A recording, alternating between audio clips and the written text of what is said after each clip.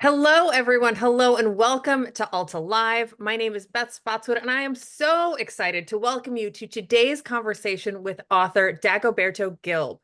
Dagoberto's latest collection of stories, which we are so excited about, New Testaments, delves deep into the Chicanx experience. Among the stories in this new collection are two pieces of short fiction: Prima, a tale of an impromptu family reunion, and Answer, a love story between a young man and an older married woman. Both of those appeared in Alta Journal, and they are now in this really exciting and wonderful new collection. If you aren't familiar with Dagoberto's work, I'm going to give you just a snippet of his extraordinary bio because it spans decades and it is truly impressive. He is the author of 11 books, including his two most recent New Testaments and A Passing West. Among his many honors are the PEN/Hemingway Award, a Guggenheim Fellowship, a National Endowment for the Arts Fellowship, and a Whiting Writers Award. His work has been a finalist for the National Book Critics Circle and PEN/Faulkner Awards and has been honored several times in Texas as a proud part of its literary tradition. In addition to Alta, his work has appeared in magazines like The New Yorker, Harper's, Best American Essays, and O. Henry Prize Stories. He was born and raised in LA by a Mexican mother, and he lives in both Austin and Mexico City.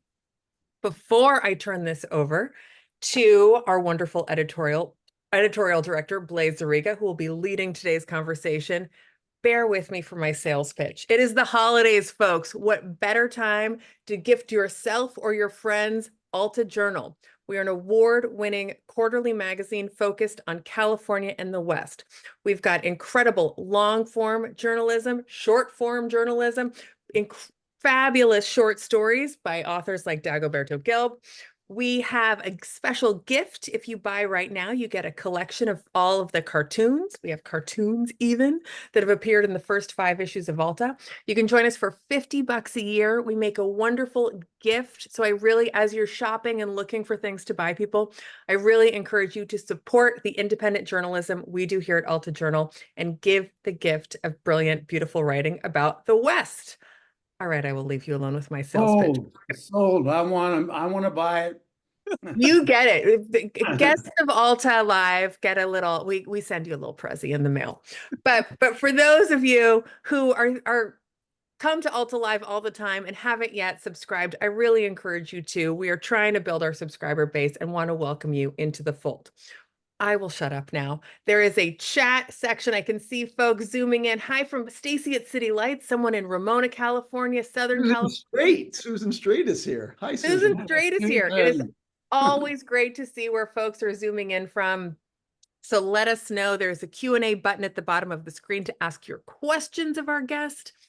And this interview will be recorded, posted to altaonline.com later this afternoon. We're also going to shoot you a link to where you can buy New Testaments, where you can watch this video again, send it to all your friends, and invite you to upcoming further events. With that, I turn things over to Alta Journal's editorial director, Blaise Zerega. Thank you, Beth. Thank you. And hello, everyone. And big hello to you, Dagoberto. Thank you so much for talking with us today. Thank you. Just thrilled, you know. And I need to add to your bio, congrats. Your New Testaments is one of the NPR's best books of 2024. Very nice, surprisingly nice. Yeah, it's going to make all the lists for sure. You know, and I would say that, you know, personally, you know, love your work. You know, when we first published Answer back in issue 11, all the way back, if you can remember that one. Yeah. And it's just blown away. It was so great. And we got to do it again with Prima in issue 26. And so seeing this today is just warms my heart. Please everybody, please me too. Yeah, you know, and it just, I mean, you're such a, you know, foundational figure and you know, done so much for writing in the Southwest, for Texas, for California. And you know, I think that is a testament to your career and is a segue, I suppose, into my first question for you, which is the title. You know, how did you come up with New Testaments? Oh, it's just one of those incredible insights that I have often. But I actually do. It's because, just recently I had somebody send me, in a group, a reading group by Chicanos, and the guy somehow wrote New Testament stories. And I thought, no, no, no, I'm not writing from the Bible, dude. But But that's but yes, they are New Testaments. They are new statements because I am trying, what the stories are trying to do is move away from stereotypes and cliches and all the dumb tropes, the dumbass tropes that we have lived with for 100 years. We're not invading. We're not, we're not gang members only. We're not drug dealers only. We're not maids only. We have a thriving community that's been here for 150 years. 80% of the Mexican American community is isn't one of those. Even in the worst communities, only like 10%. East LA, even the boys, maybe 10% is the worst case of gang members. That's a terrible worst case. But yeah, so I'm trying to tell stories for them, for us, for our people. Hey, let's just stop doing it. Let's not talk about those things. And remember, we have stories like the Russians and the Germans and the French and etc. well, and I love that because that's so much of what we've been trying to do at Alta, which is to bring the stories of California and the West to the fore, because there is the New England transcendentalists or Southern writers or what have you. But what about Yes. us? And I think you hit that note. I wanted to share this with everyone. I imagine not everyone has had a chance to read the epigraph to this great, wonderful new collection. So actually, we have not talked about it. So Dagoberto, I hope it's okay if I read the epigraph. Yes, please read anything. I love to hear me. Yeah, okay. So this is, the inscription at the beginning of the book. Though little seen, we do exist, not for them, not because of them, for us, as us, our lives, our stories. Yeah. And that's what you were just saying, basically. Yes. Yeah. And so, Yeah. because I sense it's both a plea, but it's also a defiant statement too. These are our stories. You're It claiming. is doing what your magazine is doing, is talking about the West, about our side, everything. And, New York goes through its little fads, and sometimes I'll let one or two of us in, we're like, the Western, the Native American of the day, or the Chicano of the day, or, something like that. But, they don't even know they don't know we exist. We are very seldom paid attention to. Is that their fault? Well, yes and no. How can they're in New York City, and, well, the Dodgers kind of compete, but they are the Yankees and they only think about the Yankees. And that's it. They have all the money and they have all they have a bunch of schools that they think are important, and they don't know anything about us Mhm. at all and don't care. I Right. mean, this book, I did like, oh my God, they're not gonna care about what I write. They don't know. Where's the guy? Where's the tequila? Mhm.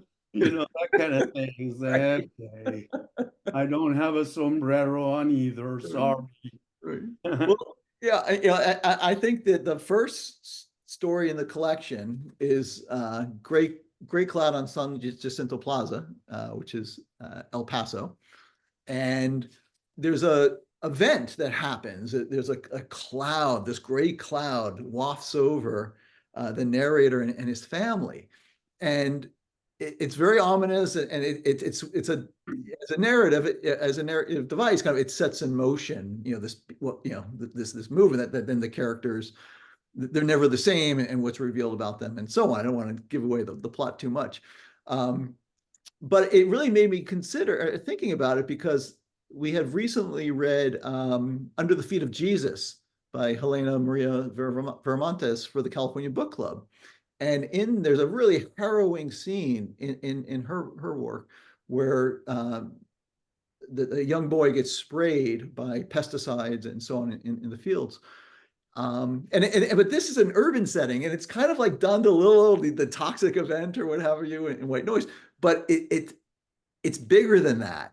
And I wanted to ask, just sort of, how do you think about stories? Did you have this idea? How did you have the idea for the event, I guess, what I'm calling it? Great the event actually happened, and it happened to me. Now, was I a 10-year-old or so? No. But it happened to me. I was in that toxic cloud. And yes, it came from a Sarco, which, if you know, El Paso is this, used to be the huge pipe smokestack that you would see when you drove in from the west. And from, LA, you see it, and oh, there's El Paso, I'm almost there. What a smelter plant. And yes, so that toxic thing. However, in the story, it isn't about them. It isn't about the bad guy who did it. It's just life. And this thing happened, and it altered this family, a normal, average family. They continue their life. It transforms their life, and kind of, I'll tell them one thing. I think, the mother who's so concerned about it, obsesses, even to the point of making her husband, a stonemason, eat fresh tortillas that she makes every day now. And no longer flour tortillas. I mean, the flour tortillas in El Paso are the best. They're so thick, but anybody that knows what flour tortillas are made of, the thicker they are, the more lard they are. So, she kind of goes hippie in a certain way, and doesn't really know she's going hippie, because a lot of Mexican culture was hippie before hippie.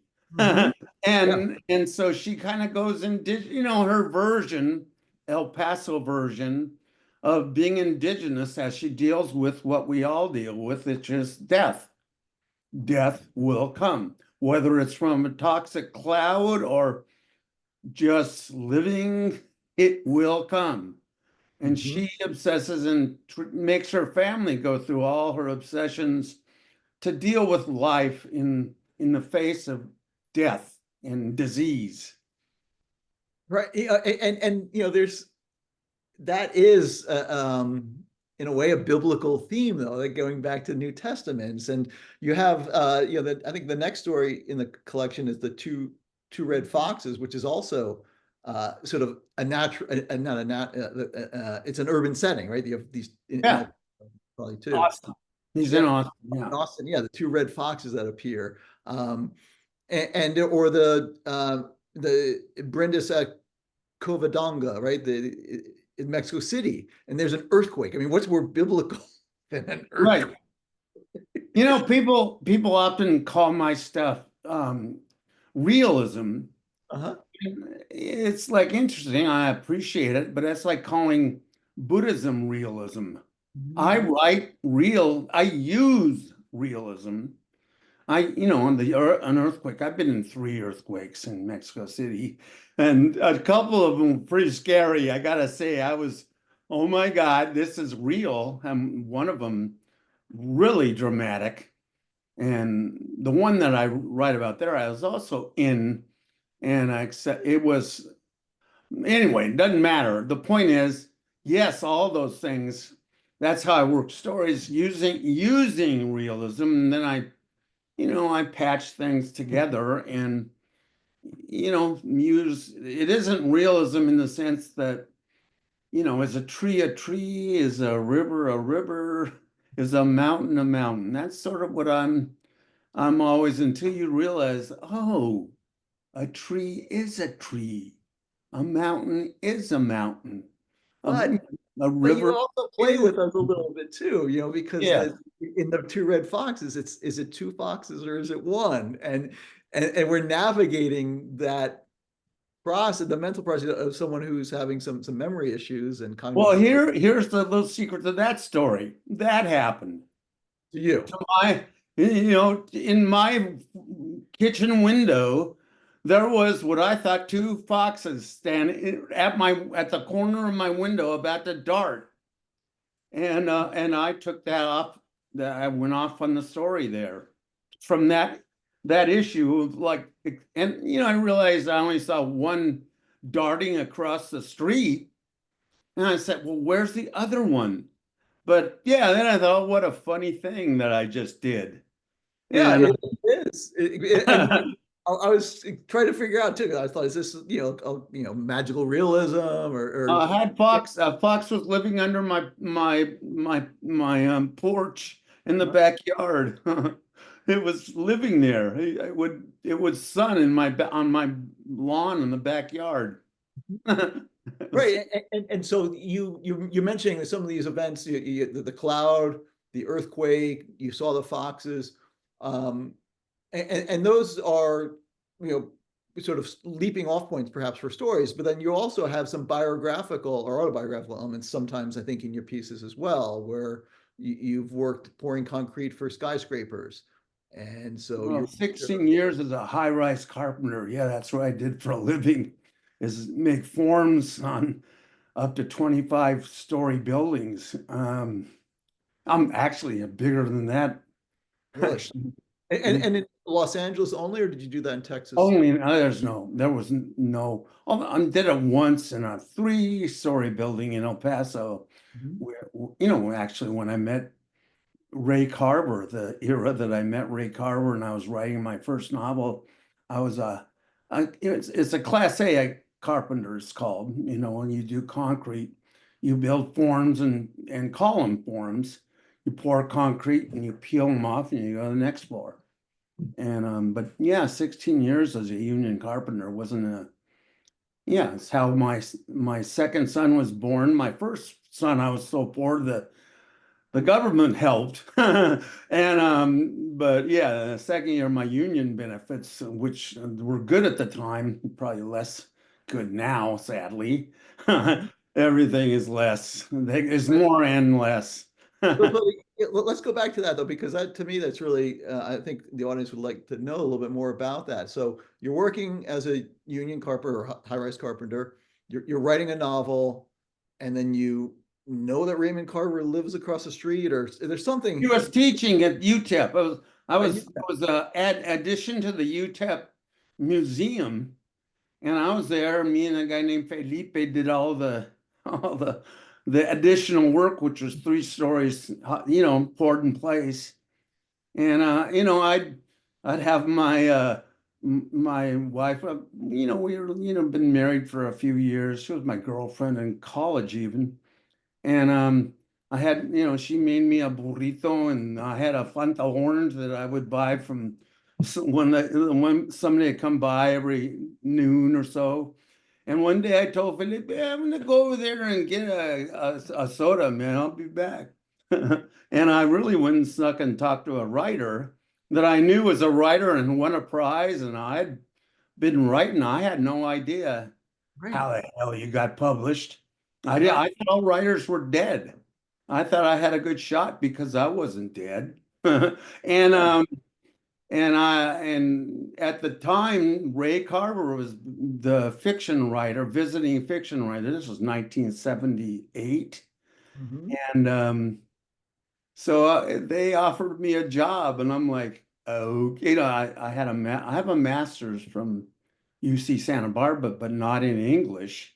And they assumed I had English because, this friend, anyway, and next thing I knew, I got to teach part-time there, and I met Ray Carver, except he wasn't Raymond Carver, the writer, so much, even though he had a book. And but I read the book and I thought, well, he's writing about working class, and that's all I've ever done. So that's how I started writing stories instead of a novel that I actually finished, which was about a riot in Isla Vista, California, which didn't sell because I wrote like crap then. I thought I was real good, which is very helpful.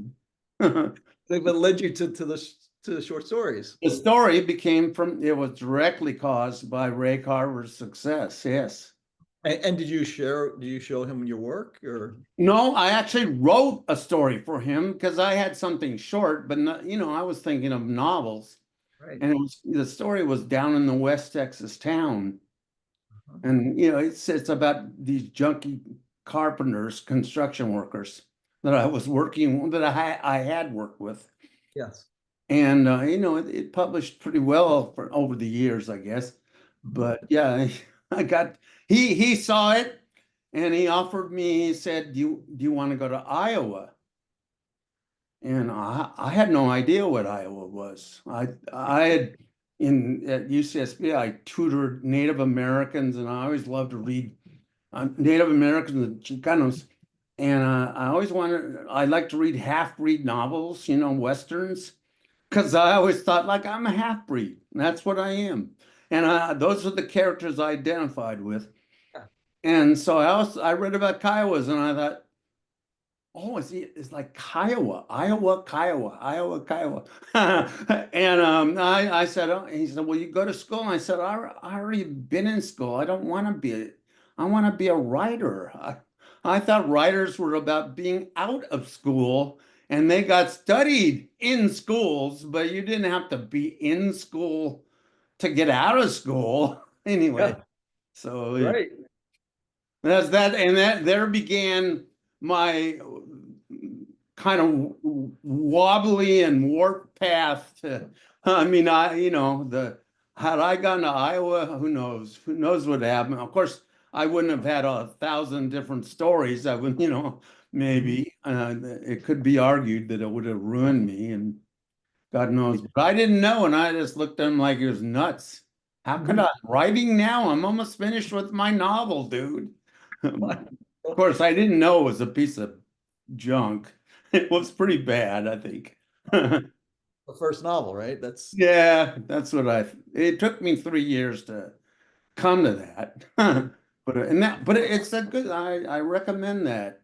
It's good that you have belief in yourself. I did believe, well, I'm gonna just do what Carver does and publish a few stories. And as soon as I publish a few stories, then the publishers, I got a really great letter from a guy from Knopf, a famous editor, when I was submitting the novel.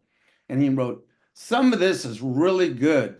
Some of this is really bad.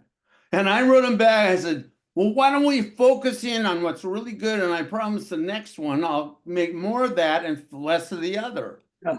And he sort of he didn't go for it. Yeah. That's what and what do you make of, I'll say the state of writing today and publishing opportunities for writers and I don't know.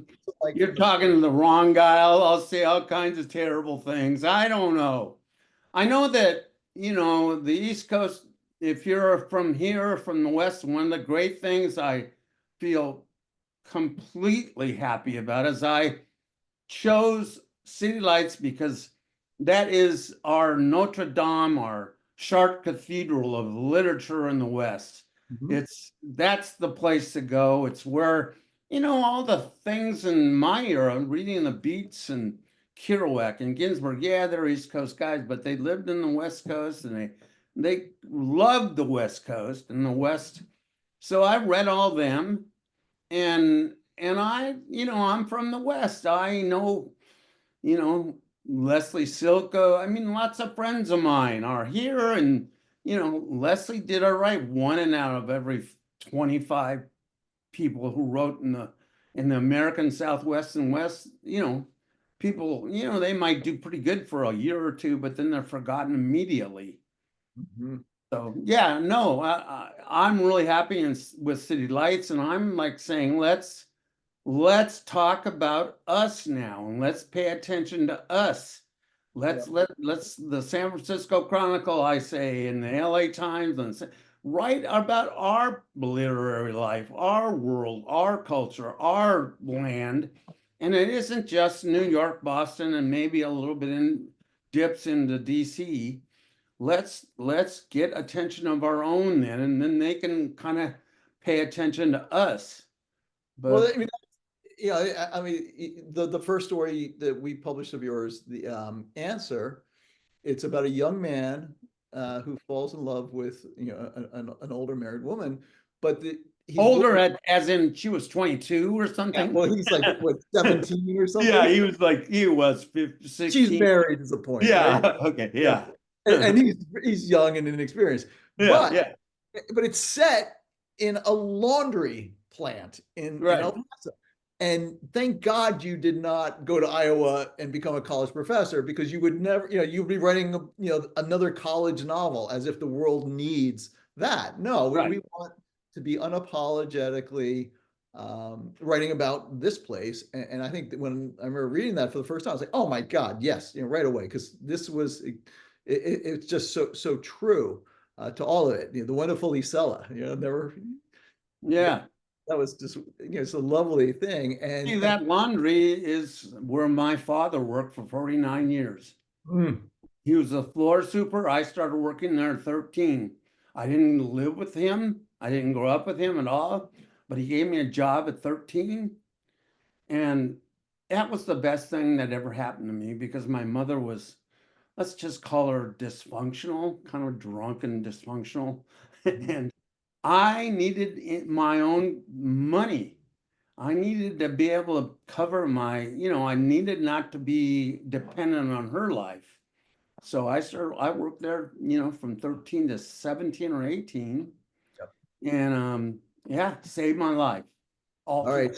So was there an older woman, or not an older woman? Well, yeah, but not in like cool, like, Stella was pretty cool. No, I didn't have, I take something that happens, and, fiction, you get to lie big.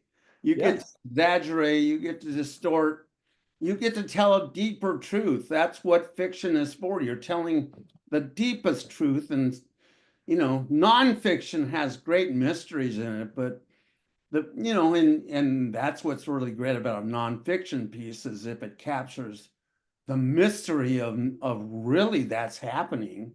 But fiction, you get to tell bigger, I'd almost say theological stories. And back to New Testament right there. right. And I also think when I was in college, I studied myth stories that are, Native American, Chinese, Indian, all early cultures had myth stories about life. And that's all I've ever written, is myth stories. They're not novels. Novels is a very European new thing. And and I like the condensation of a story that's, maybe you can go far as 30 pages, but it's not, it used to be memorized. Those myth stories they carry on in traditions, and you learn about life as a whatever it is, young Chinese, young Indian, young Native American. Yeah, all that mattered to me, and I thought that's all I've ever done. I mean, that's what my stories are. So what writers today do you admire, or what, if you were to, what are you I'm too old. I can't believe I'm saying that. I never thought I would ever come out of my mouth, but there it is. Like, I don't even know what's happening. I am just lost. I feel completely lost. I don't know. I still think Chekhov is pretty good. I could go on through my list of people that I like forever. Well, But Carver, I guess, is one. yeah, I like Carver. I mean, I want to say, wait a minute, Carver, he really wasn't working class. I mean, his parents were, and that's fair. But he only had a janitor's job for like 4 or 5 months, and I had a janitor's job in my senior year of high school. I had that job, thank God, for that grave ship job. Never written about it either. Well, it comes through, because I think, one thing I love is the way I'll call them the workers in your stories relate to each other, and the relationships they form, whether it's the two guys and the crew with the deal in the deal story, right? Or Yeah. The laundry plant, the older man who brings the tacos. Yeah. Once the relationship starts. A real character who is a little, Right. a little different, that I made him more fantastical in some way. And, Yeah. there's also, people don't notice a cornfield. when they go from the front of the house to the back, they pass through a cornfield. And people don't notice. I think that's funny how they don't notice that little thing. Right. It's a big thing too. Uh-huh. And even another one of my stories, which was Casillas Yeah. Casillas story. I The, have I the guy have in the gym, right? The dick comment. right, the Dick Casillas. Oh my God, I'm forgetting his name now because I'm just can't remember anything like when I need to. The coach is the coach of Texas Memorial Stadium. Tampa. Yeah. It's him. Well, And nobody notices that. That's a big character. And actually, I used to work out with him. Not never. He didn't know me. I didn't know him, but we knew each other by vision. Like we'd always like, hey, yeah, your turn. We were that kind because we'd go at the same time for years to the same gym. yeah. So Yeah. that relationship really was unique, having nothing to do with my character that was the football player from Dominguez High. That is a totally made up, fabricated character. Uh-huh. But yeah, the rest, Well, yeah. yeah. There's something very, a lot of physicality, right? And, they're always, working out. He's in the gym. Um, Yeah, I'm a boy, I confess. yeah, well, it sounds it comes through off the page, and I think we're all richer for it. And so thank you. And I know we're already over. I can't believe Oh, it's already after 1 o'clock. So I probably should invite Beth back to. Already over, I want Blaise. to give a final pitch, please. Go to Well, City while Hall. you're giving that pitch, Blaise, hold the book up. Stacy from City Lights has put a link into the chat, and we will include this in hey, email Stacy. later. Hi, You can Stacey. score 30% discount off of New Testaments. Oh my God, what an amazing package this would be. New Testament membership to Alta for your favorite West Coast reader. So there's a link to that. Stacy from City Lights put the link to that where you can grab a discount on New Testaments. And I encourage all of you. Oh, just ordered. Kirsten just ordered your book, Dagoberto. Here we Hey. go. A couple of questions I know we've gone over and you both are very busy. Amy asks, Dagoberto, has anyone ever recognized themselves in one of your stories? Have you, I realize that you mentioned, fiction is lying big, but has anyone ever spied themselves in I one? had a girlfriend swear that I did this, and I had a character sneaking into a bedroom, and I said, no, no, you don't realize that if I've done that a lot of times, so it had nothing to do with you, and it didn't. But that was the only time I got accused of it. Oh, Uh, really? Only Yeah, one? yeah. Amazing. Mostly people think I am always talking only about me and like, thanks. I mean, no, but thanks. I'll take it. How do you decide which, I'm sure you have, a vast collection of stories going on, drafts at any given time. How did you narrow down the pieces that made it into New Testaments? No, actually, that's not how it worked. I had a couple written. I've been working on a novel that it's just impossible that I chose to do a novel that it was like I had 150 voices, which meant 150 different chapters, even though they'd only be like 3,000 to 4,000 words. It's like, oh my God, I have to get into a new voice, a human being. And like, oh my God. So what I thought would be like 1 week I do two, and like I do one in 3 weeks. And like, oh my God, this will take me 20 years. And so I went to stories. I had a few with Blaise had published one, and I don't feel, so I just sat. I was in perfect place in Goyacan. I said, I'm just gonna write. I think it was 10 stories, and so I did. It was just like I look back on. I'm back in Austin right now, with another weird little physical cycle that I have to go through, and ah, it was fun. I just wrote one. I had a list of what my possibilities were. And yeah, I only missed on one story that I yanked. That's why there's 11 and not 12, because there were 12. I also What happened? I just decided it didn't work. It was just like, this one isn't working. I'm not gonna, it's not gonna be included. And Okay. as Elaine will tell you, I have an idea what sells. Too many pages in a story. I have a book of stories, The Magic of Blood, which is, I think it was 25 stories, but I realized that every reviewer would only talk about from 1 to 7. And you have a perfect, there has to be a certain amount of pages. Over that, people like, oh, stories are too hard. They are hard to read. They're hard to read. You can't, like a novel, have like 10 pages go by and, oh, well, whatever. You can't really miss paragraphs. So they're This, hard to read. this is good advice for the many aspiring writers, I'm sure, are in our audience. Last question for you. I know we chatted briefly about this before we took it live. Tell us about your upcoming visit. Those of us in the Northern California area, Bay Area, might get to see you soon. Well, that's pretty exciting. I get to go to City Lights, which, like I said, is the cathedral. And I get to go there. I'm disabled and I'm going through things, and my son is going to come with me, so I'm pretty excited about that. And even with all the recent things that have been going, my vision is like, oh my, I can't hold a book. So I go, so little things, and if I can't, probably, but with my son, he'll get to read my stuff for me, which I almost think it's like, isn't that good a better voice than mine? I often used to read things and no, this is not supposed to be me. This is my pal Danny Ochoa. It's not my voice, but I guess they don't know who Danny is. If Danny read this, lots better than me.